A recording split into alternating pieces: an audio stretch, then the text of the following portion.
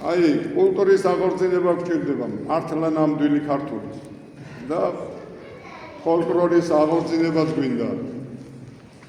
თავდადება გვინდა, ერთი სიყვარული და გადარჩენა გვინდა. რომელიც საჭიროა ქვეყნისთვის და ერისთვის და მე აღარც არავინ არ არის საშიში. აღარც არავინ. და მე ვთქვი, რომ ქართველი ქალის სახის დაბრუნება საჭირო.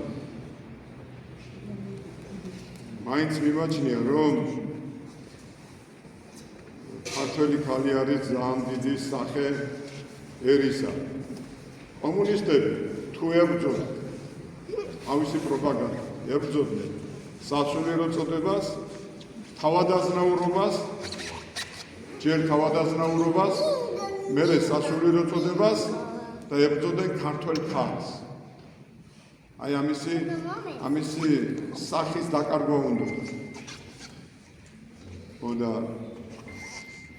მე თუ რამე წერდი სამხრეთ საქართველოში, აი ამაზე მქონდა გამახვილებული ყურადღება.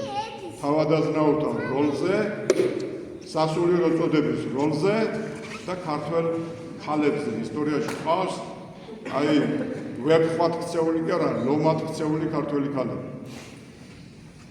რომელიც არც ირანს უშინდებოდა, არც თურქებს, არც არაბებს, არც რუსებს. ასეთი ქალები ყავდა. არც ბოლშევიკებს კიდევ. ასეთი ყავდა.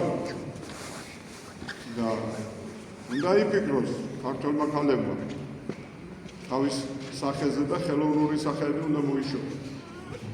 ძნელი ეს, მაგრამ ქართველი ქალობა უფრო ძნელია, უფრო კაია.